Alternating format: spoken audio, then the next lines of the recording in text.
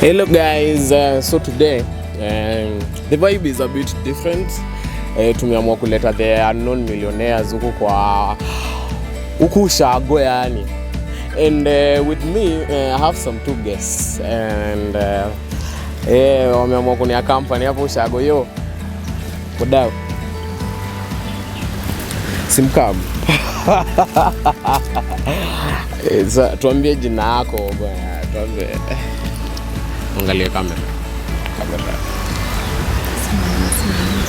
Angalia sema jina. I'm Solvi. Alafu wewe ni nani wewe? Mwangi ama G. Alafu ni G. Tumetoka Nairobi, tumekuja kuwaletea hii unknown millionaires pia kunao Shago wengi sana. And today's interview will be epic, man. Yeah, hope you enjoy. Alafu you subscribe, you like na comment pale. Manze tupushi channel bwana. Okay, so guys, have you ever wondered vile miraa upandwa? It takes how long to grow, to when it's how to harvest it, and to when it's transported to the market. I think zile story mmesikia ni vile gari za ajabu ukimbia mbio because the thing is perishable. But today we meet one Mr. Mwangi and in his shamba, and all the information you need to know about the miraa business he probably will tell us because he's an owner of a miraa plantation and it's a big one. Habari yako Mr. Mwangi?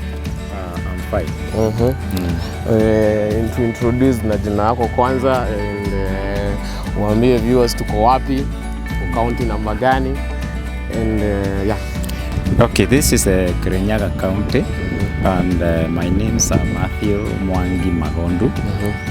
I'm practicing miraa farming, and actually this is the far end of Kirinyaga County.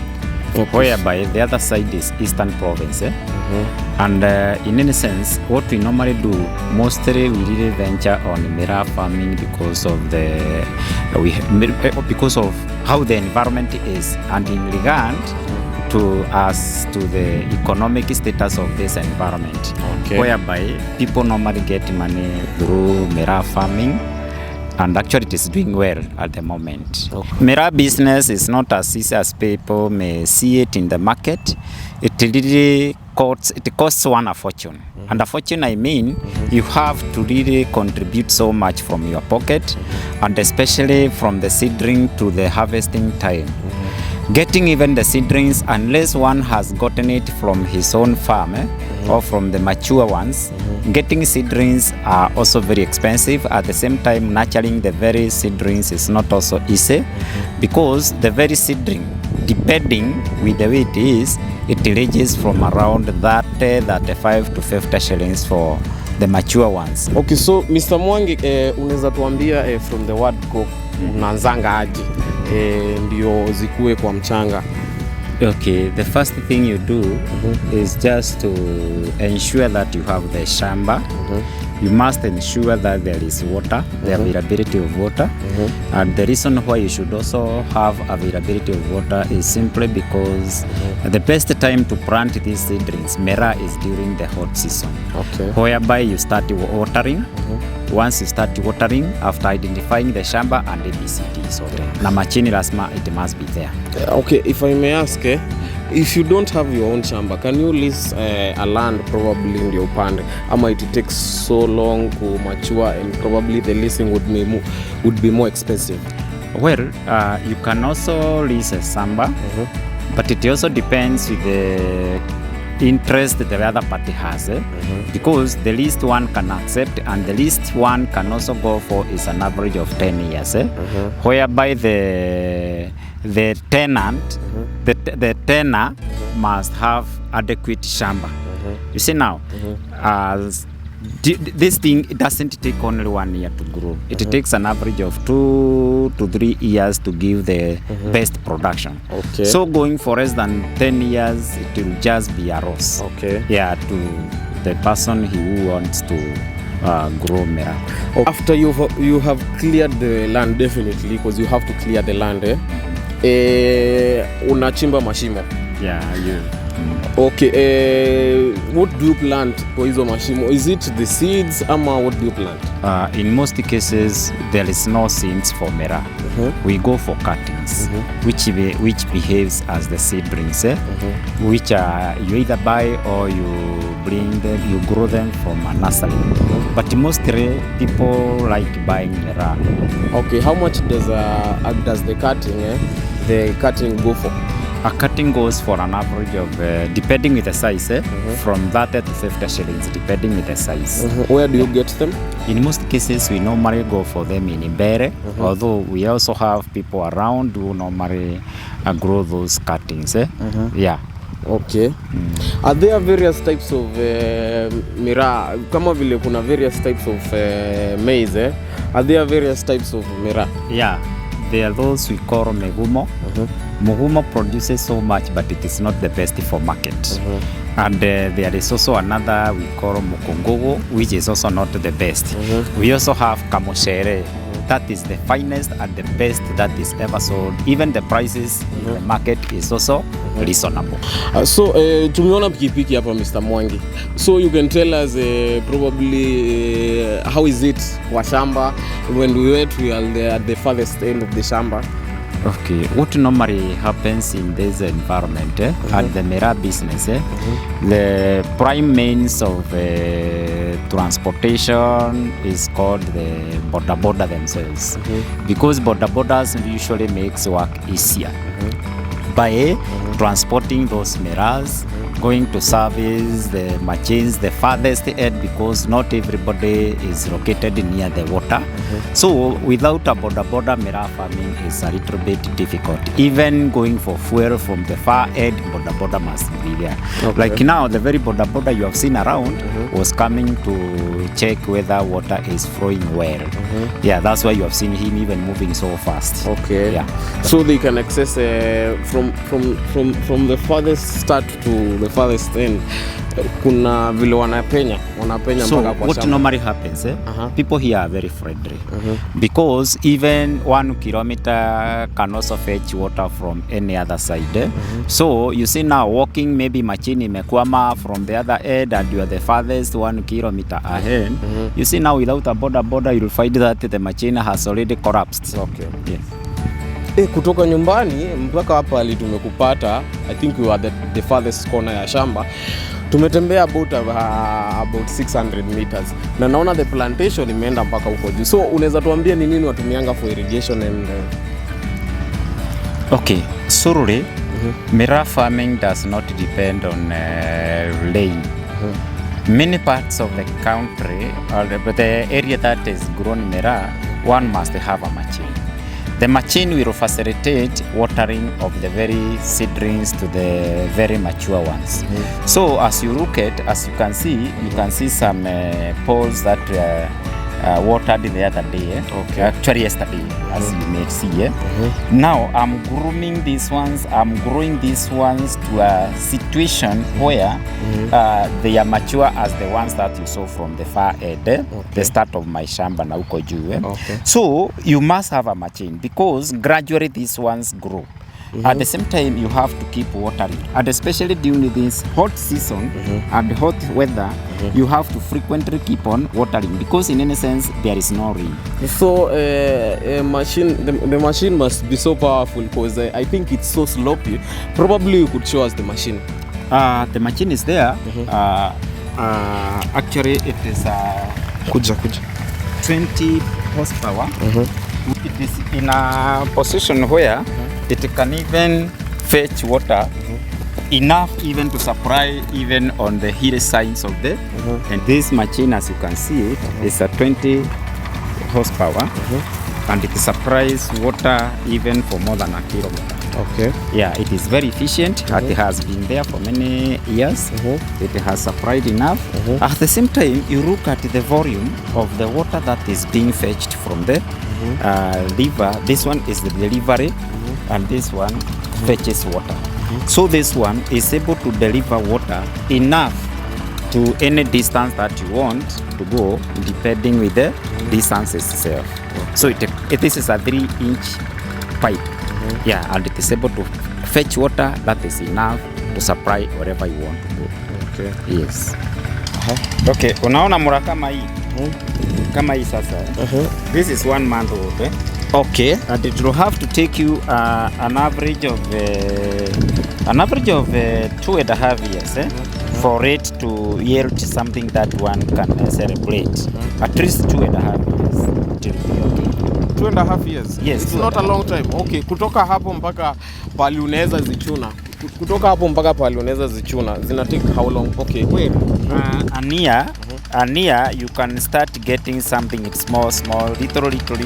Okay. Until maybe after 2 years, that's the only time you'll be able to celebrate what you have done. Okay. Though, in this case, you must give a booster. In this, I refer fertilizer.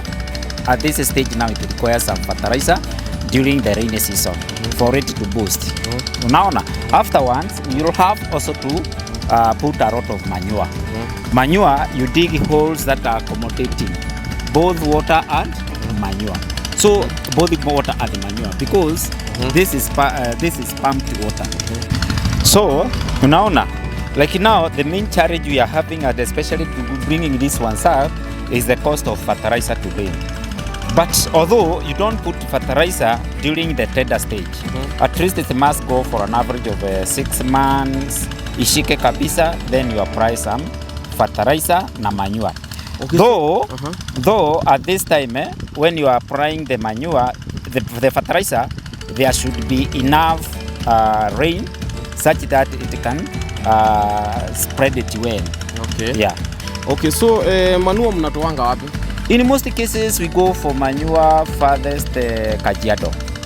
Because the kind of farming, the livestock farming around cannot really satisfy. At the same time, the kind of animals we are having here, they are just meant for somebody, and almost everybody has the Miraa. So no one can dare sell you manure when he has the Miraa. Okay, so kutoka Kajiado inaletwa huku na nini? Na lori hizi kubwa. And the lorry is costing around that 35,000. Hey, 35,000? 33 to 35,000. Hii lori dogo. Yeah, lori kubwa inaenda to around 65,000. Okay. Nauliza na kama tuseme sasa uko na some plantation yako ni kidogo. So how about that, cause sasa uwezi nunua lori mzima for a small plantation? In this case what usually happens, kunao wako na ng'ombe which are satisfying to their shambas. And in most cases you find somebody don't have enough cows, or I mean cows that are able to give you enough manure. Munaweza shikana even if it means 2 people. 2 people can get a lorry, they share equally. Upeleke kwako, yule mwingine apeleke kwake. Okay. Yeah, you share the cost.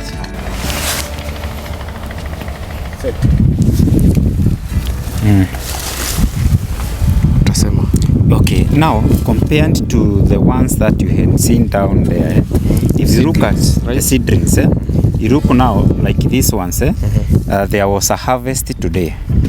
The harvest itself, it was done before Samiribusu, because by 8:30 every harvest must be taken to the market, of which we normally take the harvest at PI, just at the border of Ebu and Kirinyaga, just up there. That's where the main market is. Though in some areas there are those who normally comes to buy from the shamba, those who are brokers and they are delivering farthest Miraa, Mandera, they are supplied that far. So today it was a harvest day being on a Saturday in this shamba. So if you evaluate this Miraa, this has taken an average of 5 years, because if I remember very well, we planted them being seedlings the day the President Uhuru was taking his second term. So equivalently, they are about 5 years old, these ones. So you do expect even the others, as you have seen the seedlings, to be like this, maybe after an average of 5 years. Yeah, so this is the farthest. This is the best product you can ever go as Miraa, and these are the ones which are being picked. So how are they harvested? Okay, on what? Okay, on what duration of time? A duration of 1.5 years, you will have something to eat from the very seedlings. Yeah, and I'm asking, you've harvested today, so when is the next time you're going to harvest? These ones are picked on weekly basis, which means my day is like on Saturdays now. On Saturdays is the peak day. So the next coming Saturday you'll harvest again? Yes, I'll be still in the market again. Okay. They grow in an average of about a week. A week it will still. Okay. Week, yeah. Okay. And if I may ask, and how are they weighed? And in most cases we use the digital kind of I mean the kilo kind of digital, whereby we hang them using the very digital kind of measurement, where it carries only 2.5 kgs. Then that is how we sell them. Though in most cases, when the Miraa has a lot of market, you also find that many a times they buy by use of kilos.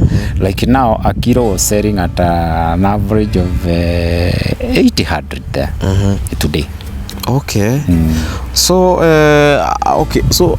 yields. Okay, how are the yields? Yields, it depends with how one is performing. I mean the plant is performing. And in most cases, there are those who normally put fertilizers. The yield goes or lasts for about only 2 weeks. Then it goes down. But for those who have applied manure na kupiga dawa vizuri, an acre can give you an average of about an average of 40 an average of 100 kilos. Okay. Or even more. Okay.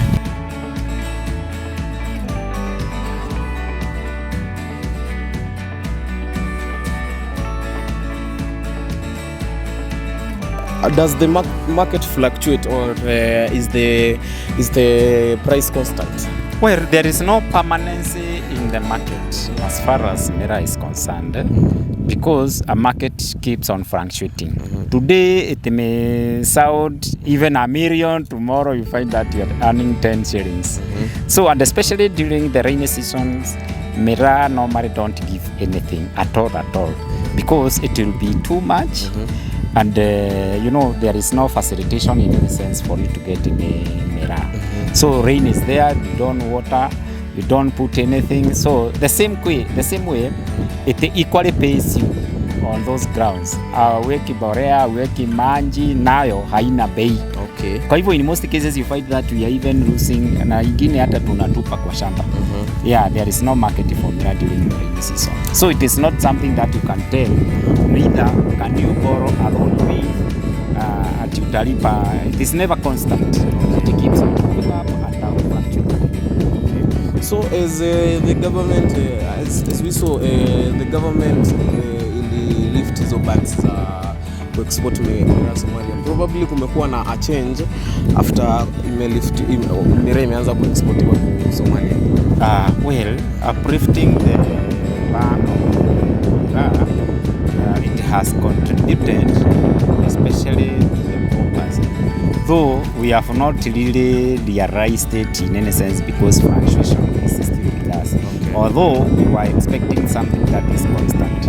Though we appreciate what the government has done and the efforts, because those who are able to supply to Somalia are giving chances to those who are selling in Nairobi, Gara, and any other. Because hii soko ni kuondokea. Stage inatoshana magari juu ya kuondokea ile. Okay. So those who are able to supply to Somalia, they are better off, because they are not there is not much congestion in Gara for those who are able to deliver to Somalia. So Mr. Mwangi, kindly tell us, what you really need in terms of maintenance for this Miraa to be wherever it is? Now, what is so expensive and our requirements is the inputs of this, whatever the Miraa. One thing, fuel is so high. The price of fuel is so high, damn expensive, whereby it is really using so much fuel and it is very expensive. In most cases, we use diesel. The other thing is the fertilizer for bringing the others. You see now, chemicals to spray with, because they are sprayed every week, they are also very expensive. So in any sense, in case we get price reduction, government interference of those inputs, then we shall be in a better position. So as I may ask, main market ya hii Miraa inakuanga wapi? Mostly iko Gara, though the brokers are the ones who normally take it to Gara.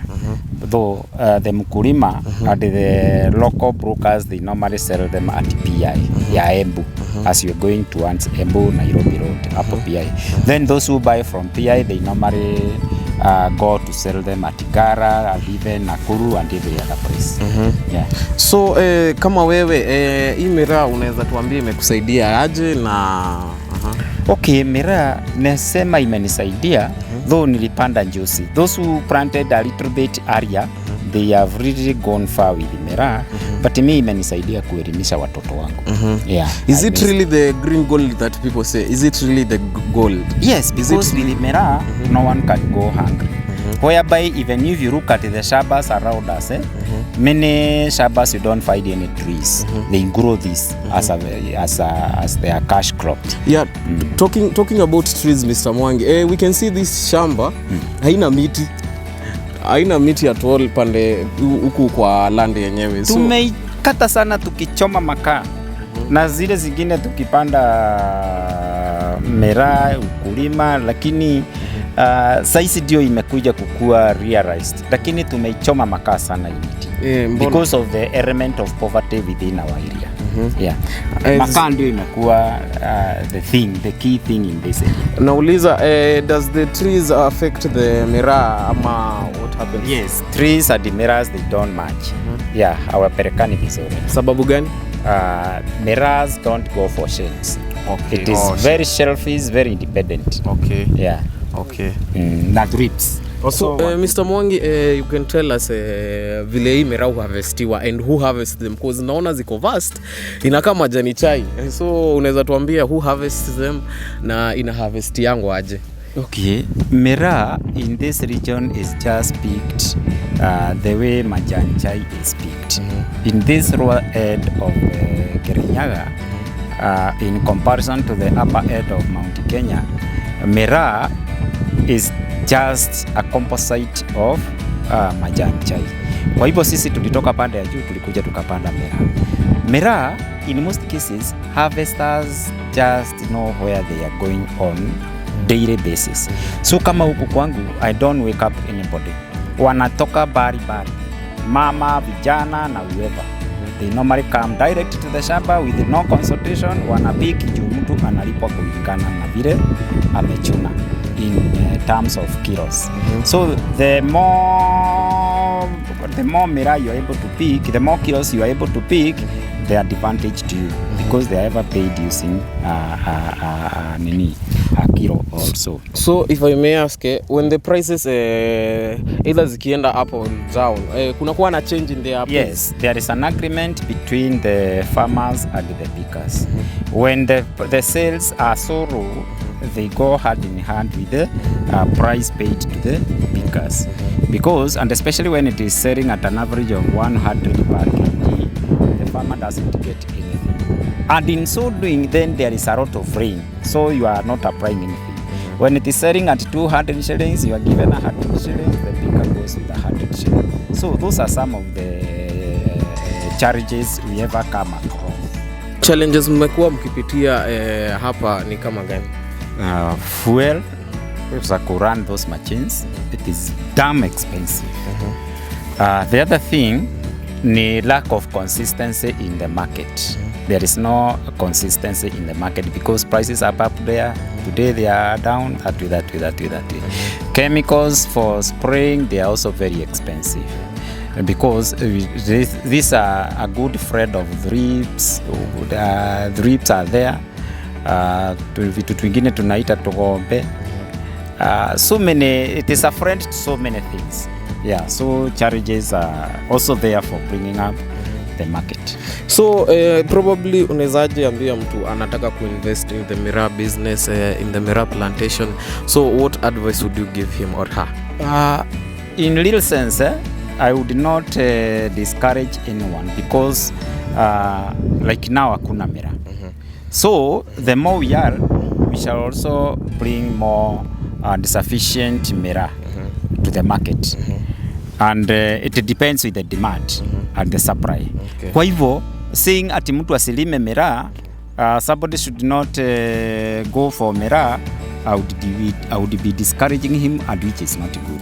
Let us meet in the market. Okay. Let everybody try his fortune. Then from there, the nature will tell. Okay, thank you so much, Mr. Mwangi. We've learned a lot from the Miraa plantation, from the Miraa business, and we're dealing with the hustlers in real sense. We're dealing with hustlers, those are known hustlers, and probably there's somebody out there mwenye hana kazi, mwenye hapo tu amekaa tu. So what advice would you give him or her? Now, I may say to this extent, we don't have our own pickers. There are people with so many siblings. Yani huku kuko na kazi mingi sana. All what it requires is somebody with interest. Na huku kila mtu ana mshango asubuhi na shida zake. Unaenda shambani kulingana na shida zake. If you look at it, you also see the nearing towns, the nearing estates, the nearing streets, kila kitu iko na wakazi wake. Okay. Kwa hivyo people have really come from far, coming to look for ibaruas, cashews, everywhere here. And everybody is going home with a bread, with a piece of bread. So kasi iko huku mahali kuna kuswa Miraa. Kasi iko. Yeah, kasi iko. So unless mtu ataki kufanya kasi, that's the only time somebody. Na hii ni ile tunatumia kwa Biblia, kegota kimoyo geke atia ikue. Yeah, if they can die because of lack of work, the better, because there is plenty of money around. Using your own hands, you cannot go hungry if you are committed to it. So, and the last question about that, the pickers thing, is this community around here, probably experience watoto kukosa kwenda shule cause wanakuja kupick the Miraas, and probably they getting some shillings hapo, and or now about education. People here are ever serious with education. Not even a parent, neither a child would dare joke with education. Because the more effort we put in growing this Miraa, virtually it is meant to educate our children. And it's also something that is really assisting so much. Si ya kukura hatuikurangi.